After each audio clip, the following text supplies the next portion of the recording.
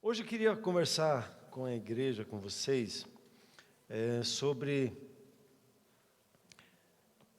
uma mensagem que nós recebemos há muitos anos atrás e que o pastor Werner pegou aquela palavra e construiu ela de uma forma excepcional, fora do comum na vida da igreja.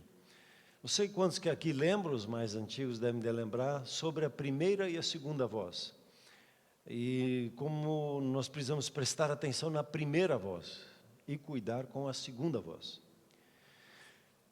O triste, muitas vezes, que a gente experimenta, é que a gente dá mais atenção para a segunda voz do que para a primeira voz. Parece que a nossa alma, ela boicota muito rapidamente a primeira voz, e nós temos dificuldade porque nós ouvimos demais a segunda voz. E hoje queria te incentivar a você firmar de novo as suas estacas, firmar de novo o seu coração em ouvir a primeira voz. Eu me lembro quando, vou contar muitas vezes essa história, quando eu formei lá em 83, acho que, não sei se a Karen já tinha nascido, em 83, eu estava saindo da minha formatura, e depois de 3 anos de estudar a Bíblia, versículo por versículo. E eu estava subindo a escada e hoje eu percebo que era Deus falando comigo. Na hora achei que eram só meus pensamentos. Eu fui subindo a escada assim e me veio uma pergunta: o que você vai ensinar na igreja? E naquela hora deu um branco. Puxa, 3 anos estudei a Bíblia, não sei nada. Eu achava que sabia, mas depois de 3 anos não sei nada. E aí veio já na sequência do subir a escada, veio a segunda pergunta: o que mais te marcou nessa escola durante esses 3 anos? Daí eu sabia responder. Eu disse, foi a devocional. Eu aprendi a fazer devocional. Durante 3 anos eu fui treinado como no exército a fazer devocional. E aí a voz veio de novo e disse, pois é isso que eu quero que você ensine a minha igreja. A ouvir a minha voz pelas Escrituras. E eu tenho percebido que é uma coisa muito simples, mas que de alguma forma nós como igreja complicamos. E em todo o processo dos 30 e tantos anos que eu estou servindo a igreja, eu percebi que a batalha que é levar as pessoas a ter um tempo com Deus, a separar um tempo para ouvir a voz de Deus. É impressionante. A gente tem tantos interesses e a gente não consegue ouvir a voz de Deus. Uma das coisas que me marcou nesse processo foi uma das coisas que Deus foi construindo no meu coração. Dizia assim: se você conseguir levar o meu povo a ouvir a minha voz, eles vão crescer de uma forma extraordinária. Eles só precisam ouvir a minha voz. Aí você vai ver as Escrituras, é isso mesmo. Se você aprende a ouvir a voz de Deus, você deslancha em qualquer área da sua vida. O Espírito Santo é especialista em tudo na criação. Em qualquer área. Qualquer profissão ele é especialista. Às vezes o ser humano acha que é muito inteligente e não percebe que as inspirações que ele recebe são coisas que Deus dá. E às vezes a gente acha que o Espírito Santo só inspira o crente. Não, ele inspira as pessoas que buscam, as pessoas que pesquisam, que estudam, que vão atrás. Às vezes nós achamos que o homem que é tão inteligente, que desenvolve a internet, é o Criador que sustém todas as coisas. É Ele que é a fonte de tudo. E se eu aprender a ouvir a voz de Deus, e se eu conseguir compartilhar com você a dinâmica simples de ouvir a primeira voz, puxa, você cresce, você cresce, você cresce de uma forma extraordinária.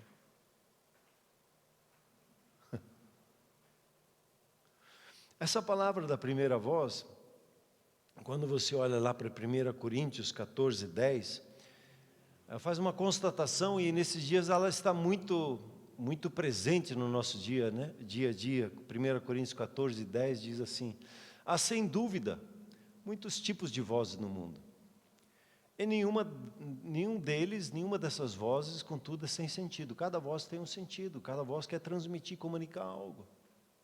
Estava estudando esses dias sobre comunicação e pegando o beabá de novo da comunicação, fiquei impressionado com o professor, gostei muito dele. E a comunicação é uma arte que Deus deu para você e para mim. Não deu para os animais, deu para você e para mim. E é um presente dele. Agora, ele também nos deu a capacidade de ouvir e discernir as vozes. Essa voz é de Deus e essa não é de Deus. E eu preciso aprender a discernir isso. Quando a primeira voz fala, vá lá comigo em Gênesis capítulo 3.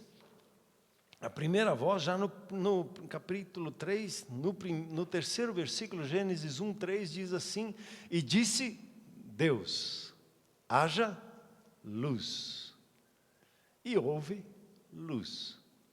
O interessante e o intrigante é que Deus, quando Ele criou o céu e a terra, Ele criou a luz primeiro. E depois, nos dias mais adiante, Ele faz separação do dia e da noite. Aí Ele cria os luzeiros. E é intrigante que Ele criou primeiro a luz. Quando você percebe o entendimento da palavra luz nas Escrituras, tem a ver com revelação, com trazer entendimento. Às vezes você diz assim, recebi uma luz aqui, né? Recebi uma ideia, uma solução. Deus, Ele criou todas as coisas na força e no poder da sua palavra. Toda a criação, ela foi gerada pelo falar dEle. E essa capacidade Ele deu para você e para mim.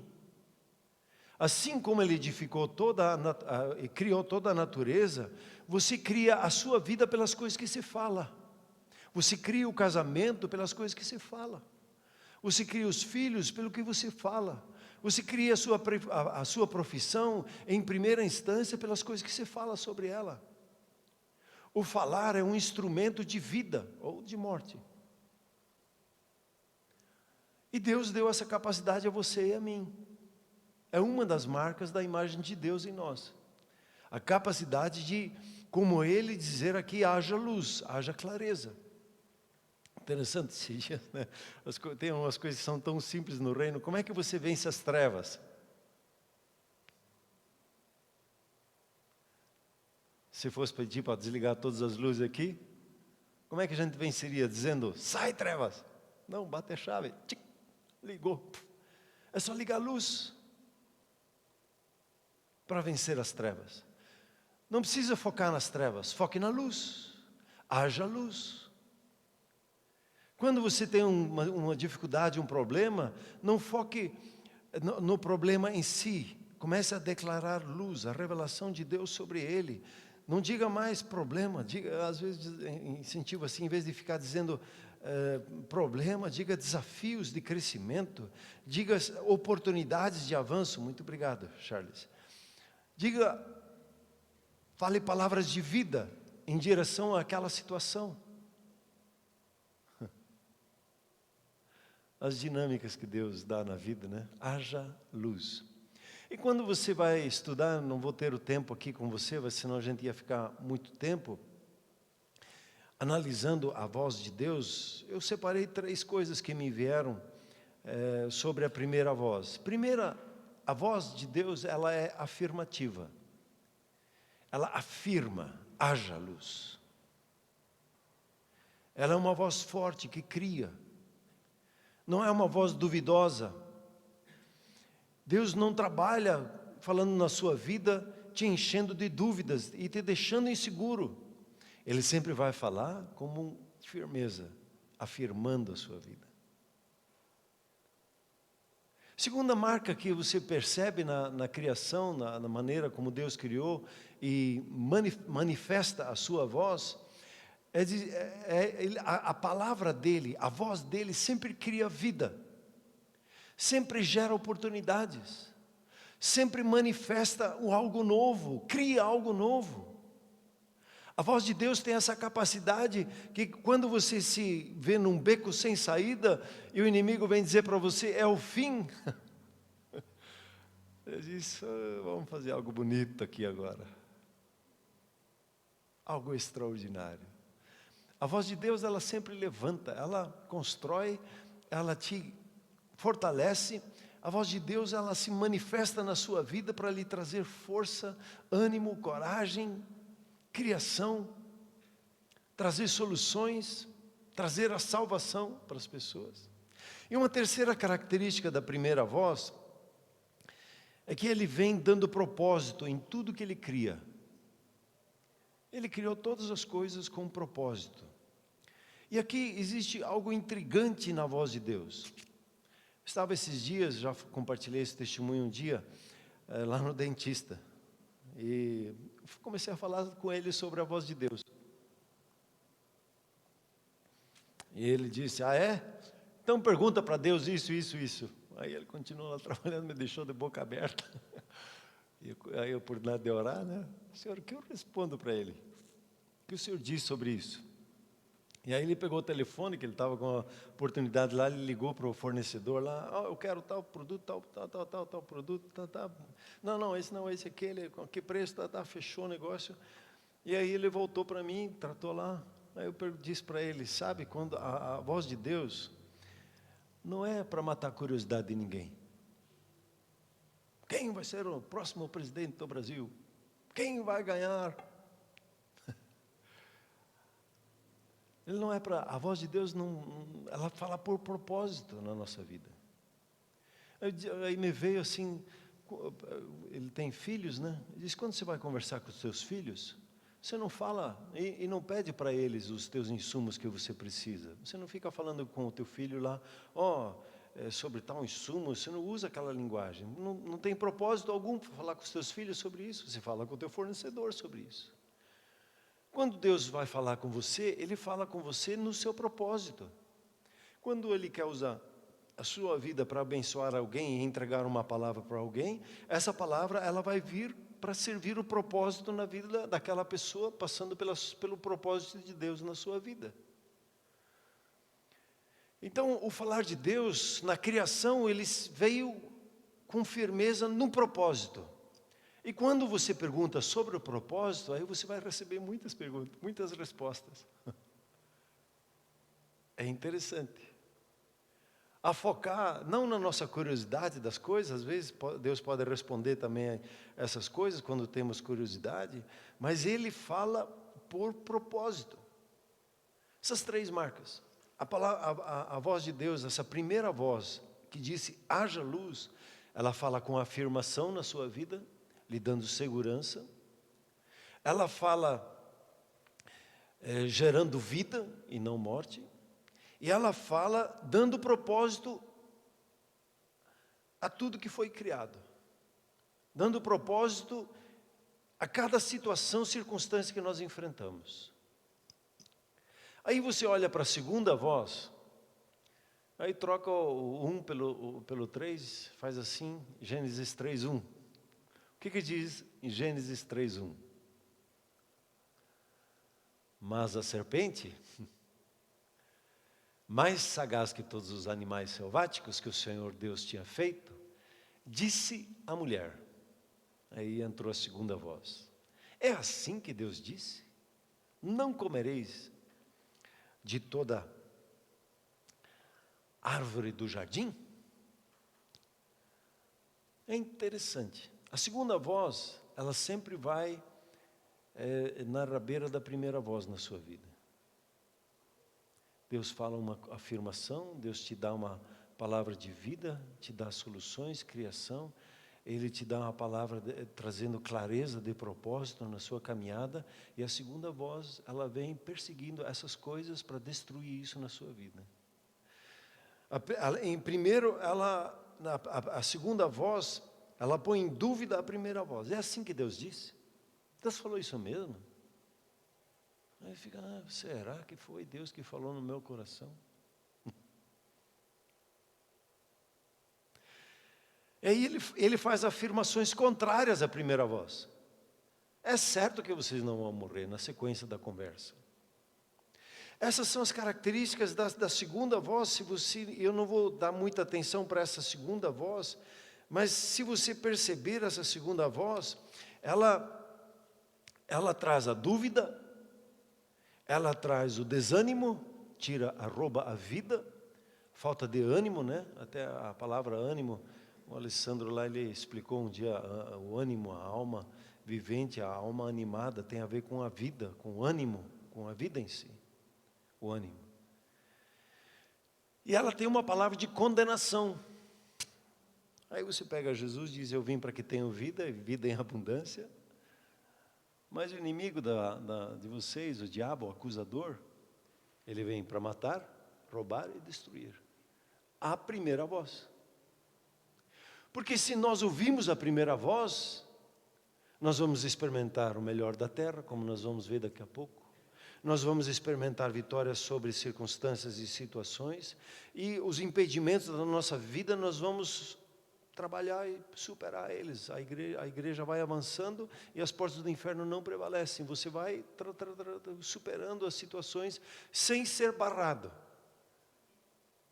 A voz de Deus, quando nós deixamos, e o que Deus pede de nós é que a gente creia na voz dEle, na fala dEle conosco.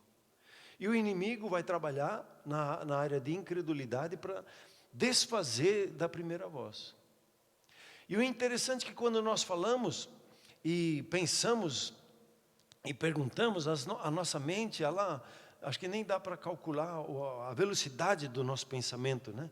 Vai muito rápido, todos os processos, se ouve a primeira voz, já entra a segunda voz, e você não percebe, muitas das vezes, esse processo de batalha que existe dentro de nós. Aí, o que fazer? Dá um passo atrás e começa a pensar um pouco mais devagar sobre a primeira voz, o que ela disse, e o que a segunda voz está dizendo. Dá uma de Nemo. Fala mais devagar no pensamento, vamos mais devagar um pouco. Para você conseguir discernir a primeira e a segunda voz.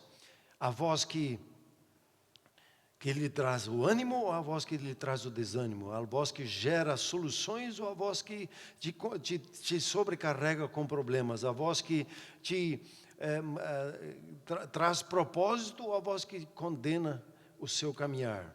Qual é a voz que nós queremos e consolidamos o nosso ouvir?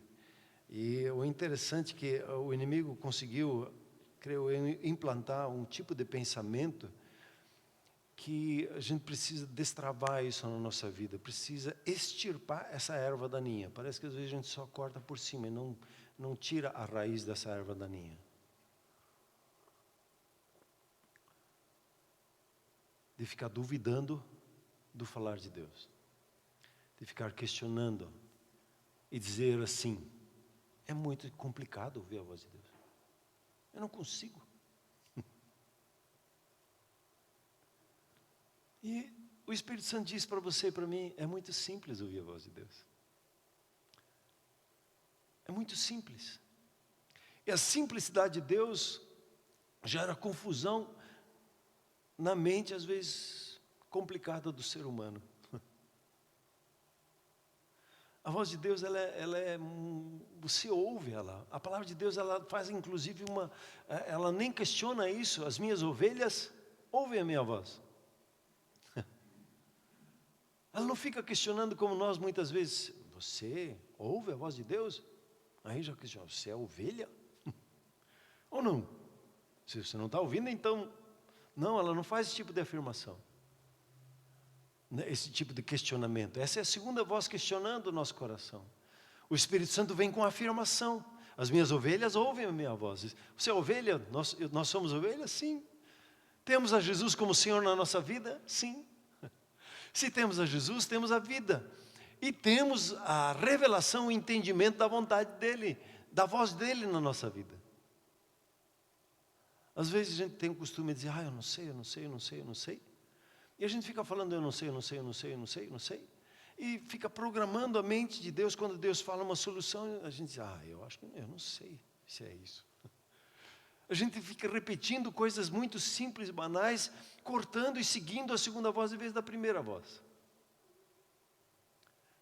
E eu queria te dar mais 3 características que descrevem o falar, o discernir a primeira voz e o discernir da segunda voz. Veja comigo lá em 1 Coríntios 4, 3, é o versículo-chave aqui da nossa escola de ativação profética. Ele diz assim: mas o que profetiza, fala aos homens, edificando, exortando e consolando. Quando você lê um pouquinho mais adiante, ou até versículos anteriores ali, você vai perceber que o profetizar é o principal dom. Por quê? Porque ele faz isso, edifica pessoas, consola pessoas e encoraja pessoas. E você e eu, nós somos sobre a face da terra a boca de Deus. Deus nos coloca como profetas, primeiro sobre a nossa própria vida, dentro da nossa casa, no nosso casamento, com os nossos filhos. Nós somos boca de Deus no nosso trabalho. E quando você pedir palavras de Deus para o teu trabalho, para as questões do seu dia a dia, você sempre vai ter uma palavra dele. A questão é só crer.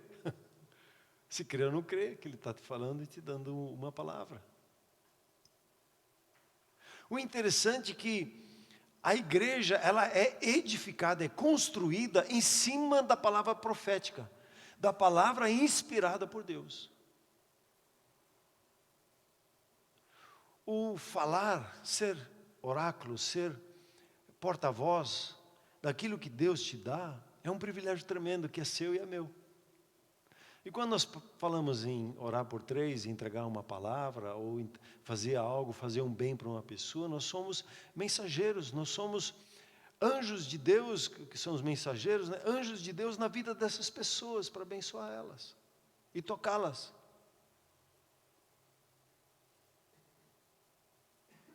Uma vez um pai falou para o filho, ele devia ter uns 8, 9 anos, ele disse para o filho assim: ó, filho, escuta ele é um anjo de Deus, viu? Eu fiquei meio sem jeito, mas é um mensageiro, a palavra anjo é mensageiro, né? E você e eu, nós temos esse privilégio de ser a boca de Deus, aquele que ouve a primeira voz e compartilha a primeira voz.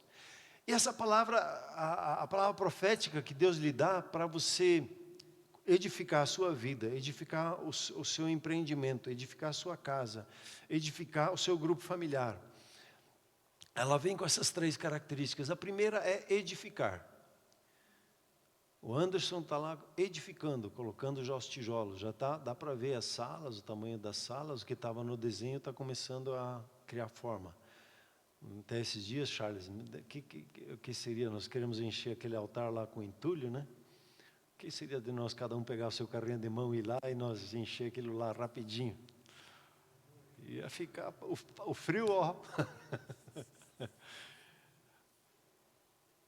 Passo a passo. Aí o edificar é processual. Não se pode colocar o tijolo, começar a parede de cima para baixo. Normalmente é de baixo para cima. Eu não conheço ainda uma casa que se constrói primeiro o telhado, depois as paredes, depois faz o fundamento. Não, tem um processo natural de construção. Edificar fala de processos, de que o Espírito Santo começa a trabalhar na nossa vida, de nos convencer, mostrar o passo a passo. E um pouquinho mais adiante, em 1 Coríntios 14, ele diz assim, no versículo 12: assim também vós, visto que desejais dons espirituais, procurai progredir nos dons espirituais. Isso já dá dica, né? O dom, ele começa pequeno e você vai desenvolvendo, você vai crescendo nesse dom. Procurai progredir, avançar para a edificação da igreja. A igreja é edificada por intermédio da manifestação dos dons espirituais que estão aí na sua vida. Aí tem uma mentirinha também que diz assim: eu tenho esse dom e você tem aquele dom. As manifestações do Espírito, as 9, são dadas para todos nós, conforme a situação, o desafio que enfrentamos. Ela é útil quando há um desafio. É só nós nos ligarmos e a inspiração vai vir, e a solução, a palavra de sabedoria que traz uma solução, a de conhecimento que te ajuda a dar o diagnóstico da situação, a palavra profética que te ajuda a levantar, dar ânimo para que a pessoa avance e conquiste, a palavra da fé, a coragem de eu vou enfrentar isso, eu vou romper. As manifestações do Espírito Santo são dadas a cada um de nós. Então, tire esses bloqueios e abra o seu coração. Espírito Santo, eu quero experimentar as 9. Não é? Em Jesus, nós temos a manifestação de 7, que nós explicitamente vimos. Não temos a falar em línguas e a interpretação de línguas, que não temos um exemplo. Em Paulo, nós vemos os 9 se manifestando. Edificar. A segunda característica colocado aqui como exortação. Eu prefiro a palavra encorajamento. A palavra exortação, lamentavelmente na igreja, ela foi usada como algo que vou dar uma exortada em você, vou te chamar a atenção. E não tem a ver nada com esse tipo de exortação. A palavra encorajar, ela traz sim uma palavra forte para colocar coragem na vida da pessoa. E quando uma pessoa está com medo, quando ela está insegura na sua caminhada, ela precisa de uma palavra forte na vida dela. Imagine Josué. Aí Deus pega Josué pelo colarinho e diz para ele, olhando nos olhos assim, meu servo Moisés está morto. Morto. Tantos palmos de baixo. Eu vou ser com você. Seja forte, Josué. E quantas vezes ele repete, eu já não te falei, seja forte. Aonde você colocar a planta dos seus pés é seu. Josué, no primeiro capítulo, Deus teve que pegar ele por aqui e dizer, ei, Josué, firme o passo. Não volte atrás. Agora é com você. E o ministério de Josué era diferente de Moisés. Moisés lançou o fundamento. Josué agora tinha que construir em cima daquilo. Ele nunca tinha experimentado aquilo. Ele nunca tinha visto uma conquista de terra. Ele sabia sobre leis, ele sabia sobre isso e aquilo, mas a implementação de tudo aquilo que ele tinha recebido de Moisés, ele não tinha o recurso para correr para Moisés. Ele tinha a Deus com ele. E Deus disse, seja forte. Né? No gauchesco. Como é que diz o gauchesco? Não te mandei eu, Chiru? Seja guapo, não te mexe. Estamos juntos na peleia. E Deus não falou isso assim, de uma voz romântica. Josué, seja forte e corajoso. Pegou ele, Josué. E às vezes nós precisamos pegar uns aos outros assim, e firmar o passo, e olhar no olho, e dizer, a obra de Deus na sua vida vai se cumprir. Não se intimide, avance. Às vezes você está em dúvida no seu trabalho, você precisa de uma palavra profética do seu irmão, que te encoste do lado e diz, que é isso? Você experimentou sempre Deus na sua vida, como é que você fica com medo agora? Não, você avança. E nós precisamos dos irmãos que nos olhem no fundo do olho, com olhos de fogo e nos dizem, Deus está dizendo isso para você. Ou encorajar. Em Romanos 15:5, Deus é chamado aqui, é usado essa palavra encorajar, só que é traduzido como consolação. Ele diz assim, o Deus da paciência e da consolação. Não sei porque o tradutor colocou ali consolação, mas poderia ser lido ali, o Deus do encorajamento, vos conceda o mesmo sentir uns com os outros, segundo Cristo Jesus. Deus, Ele trabalha assim. Às vezes a palavra é forte na sua vida, e o Espírito Santo mexe com você, porque Ele precisa às vezes falar um pouquinho mais duro. Né? Ele precisa botar pressão, senão a gente não avança. Né? Você quer que o teu miozinho ande? Eu tinha lá o meu miozinho, botava pressão nele, ficava 5.000 giros para tocar ele, vamos. Para avançar, nós precisamos colocar pressão. O Espírito Santo dá pressão, a palavra dele, a voz dele vem com pressão na nossa vida para a conquista. Às vezes o pastor, por que o pastor está gritando? Por que ele está falando mais alto? Está me incomodando a voz alta dele. É para botar pressão, para avançar, para romper. A terceira característica que é colocada aqui é a palavra consolar. Ela podia ser explicada também como acalmar alguém, estimular, trazer conforto ou descanso, fazer crescer em confiança. Isso que eu mais gostei buscando entender a palavra consolar. É crescer em confiança. É avançar e conquistar em confiança. Às vezes deve ter acontecido com você ou comigo que a nossa confiança parece que dá uma... A gente parece que fica com o estoque zerado, né? Ou para baixo de zero. E aí quando a gente recebe uma palavra, gera confiança.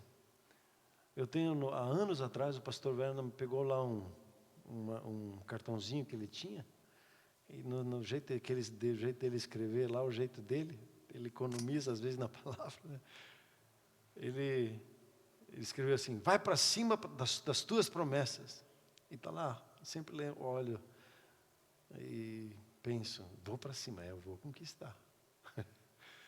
Deus falou muita coisa na minha vida, e eu vou para cima, eu vou para cima. Ela me consola, ela me anima, ela me gera ânimo para avançar. Veja, 1 Tessalonicenses 2, o 11 ao 12, 11 ao 12, diz assim: e sabeis ainda de que maneira, como pai a seus filhos, a cada um de vós, Paulo está falando do jeito que ele falou, né? Exortamos, consolamos, admoestamos, as mesmas palavras, para viverdes de modo digno de Deus, que vos chama para o seu reino e glória. Um pai, ele precisa ser forte na palavra com seu filho. Ele não pode ser sempre assim. Às vezes a mãe acha que não pode falar tão forte. Não, tem que botar uma pressão às vezes do filho. Tem que enquadrar o filho com uma palavra firme.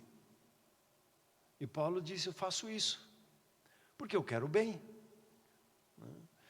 Esses dias eu aprendi com aquele livro Cultura da Honra, esse livro excepcional que nós estudamos. E o livro ali ele ensina a importância de separar a identidade da pessoa do seu comportamento.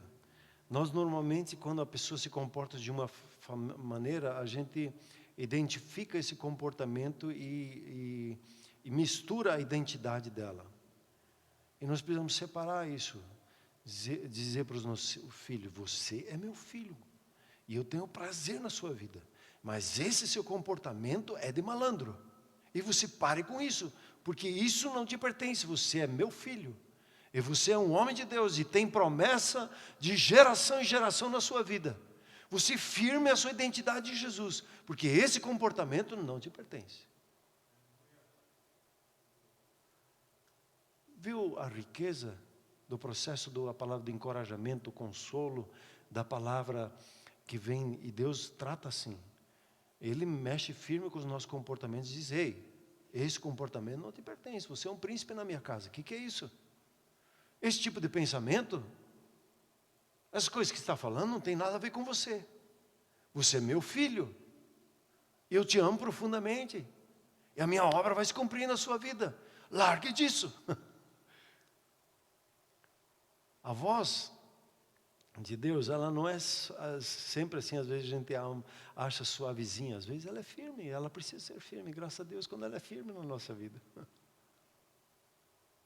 A primeira e a segunda voz.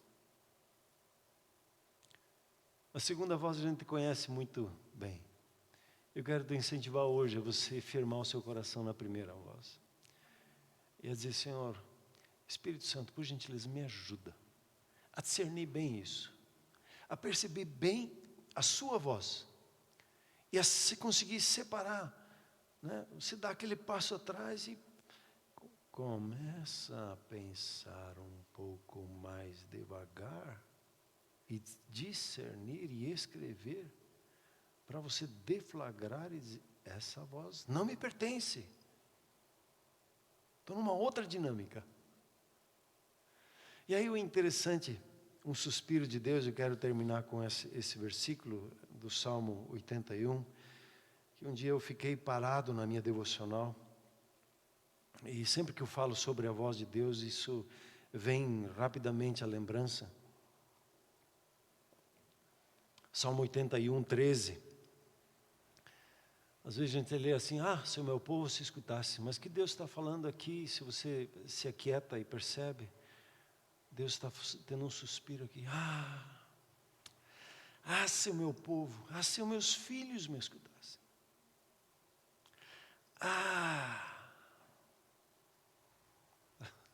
Quem tem filho às vezes já passou por isso, né? Se o meu filho, E Deus está dizendo aqui, se o meu filho, se a minha família me escutasse. Se Israel andasse nos meus caminhos.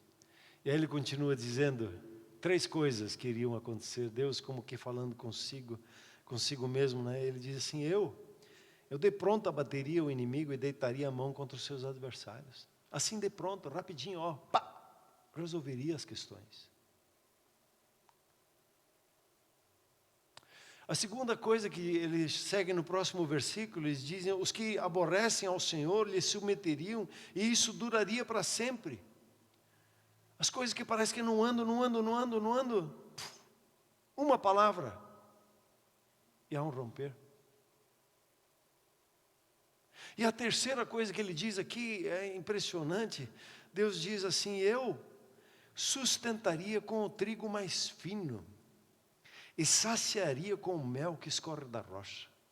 O mais rico no reino animal, o mais rico no reino vegetal, Deus quer suprir do melhor. Hoje de manhã na saída o Henrique disse assim, ele fazia auditoria em empresas, e tinha uma empresa, uma cooperativa que ele fazia a auditoria, que eles trabalhavam o trigo, né? Colhiam e trabalhavam. Daí um dia disseram para ele, hoje nós vamos fazer um pão com o melhor trigo que existe. Ele disse, era outra coisa do que nós vivemos no nosso dia a dia quando compramos o trigo, né? Deus quer dar do melhor dessa terra para que você e eu usufruamos. Não só para que a gente usufrua, mas para que a gente sirva a outras pessoas. Deus não quer só lhe dar uma vitória, mas que a sua vitória já se multiplique em vitórias para outras pessoas. Deus não quer só que você avance e resolva um problema da sua empresa, mas o seu avançar, o seu romper, traz uma multidão junto com você para o avanço. Quando o pastor Marcos gosta de falar isso, né? A palavra que o Bill Hybels disse, a igreja é a solução para os problemas do mundo. E é verdade, porque ela está conectada à primeira voz. Ela percebe a primeira voz. Na história você tem um exemplo.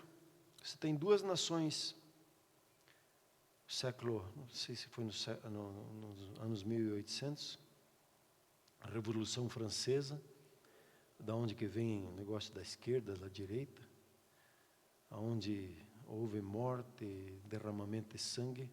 No mesmo período, na Inglaterra, tinha uns irmãos, os irmãos Wesley, mais conhecido é o John Wesley, que por intermédio dele se estabeleceu a igreja metodista, porque ele era metodológico, então ficou a palavra metodista, eles tinham métodos da santidade.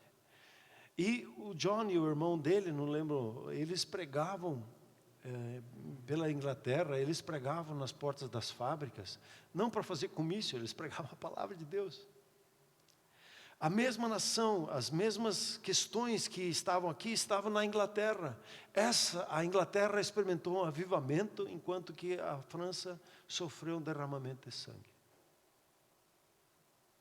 Você e eu, nós somos soluções sobre a face da terra. A palavra de Deus está na nossa boca. A palavra de salvação, de cura, de soluções está na nossa boca, nas nossas orações. se o meu povo, Deus diz para a gente. Eu digo, papai, se eu conseguisse ouvir a tua voz. Mas isso é tão simples. Vai ficar às vezes nessa conversa com o pai.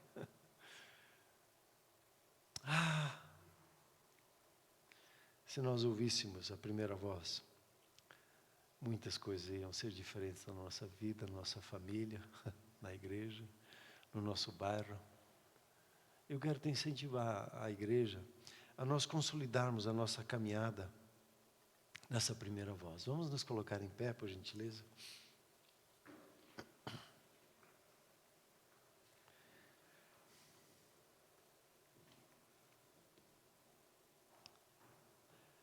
Pai Celeste, aqui está o nosso coração, quando o Senhor diz, filho meu, dá-me o teu coração, e os teus olhos se agradem dos meus caminhos. Pai Celeste, aqui está o nosso coração. E perdoa-nos, ó Deus, por dar mais crédito para a segunda voz do que para a primeira. Perdoa-nos por tantas vezes o Senhor falar as coisas para nós e nós questionarmos tanto e não recebermos a tua palavra de coração aberto. Espírito Santo, por gentileza, renova em nós esse coração sensível à primeira voz. Renova em nós a convicção profunda no nosso coração do seu falar em nossa casa. Sim, Espírito Santo de Deus, por gentileza, vem com a tua luz, mostrando a simplicidade do seu falar no nosso coração, a simplicidade do seu mover em nossas vidas.